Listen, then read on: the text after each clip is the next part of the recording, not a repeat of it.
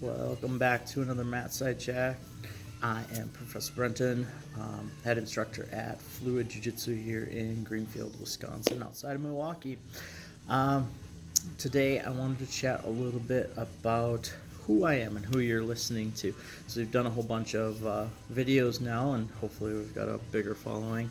But I just wanted to explain a little bit about myself and where I come from.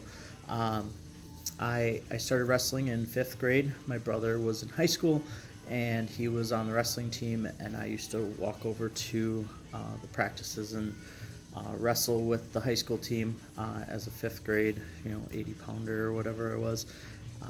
And that's how I got my start in grappling. And we didn't have a team until 7th grade in my school in Oak Creek, Wisconsin. So for 2 years I wrestled with the high school students, and then in 7th grade I started my competitive wrestling career. I wrestled through high school, and I did fairly well.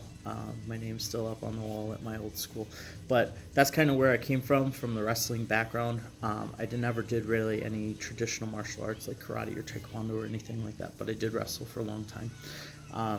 I ended up not going to college because I had a kid right out of school, and I decided to get a job, be a carpenter for more years than I should have. But that's what I did. I didn't go to college and wrestle, but I could have. I had a couple scholarship offers, partial scholarships. Anyways, moving on out of the story. So about 6 years after high school, I was wrestling anybody that I could because I missed the grappling aspect. I missed the competition. So my brother-in-law, he had been training jiu-jitsu for about 4 years at that time, 3 or 4 years, and he was dating my sister at the time. He wasn't married to her, and he's like, well, I'll wrestle you. And we went down in my mom's basement, and I took him down. He has a different story, just so you know. I took him down. I put him on his back. In wrestling, I would have won. But that wasn't the goal. That wasn't what he wanted to do. He wanted to submit me and make me say uncle, which I never experienced before because I was a wrestler. And we'll explain the difference between wrestling and jiu-jitsu at another point down the road. But about 4 or 5 minutes into the match, I got winded.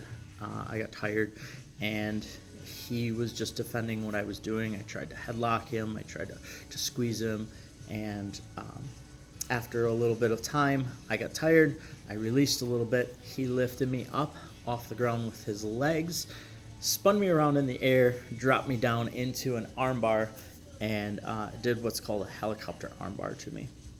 And that it was something that had never been done to me before. I had never experienced anything like that before, and I didn't really like getting it done to me.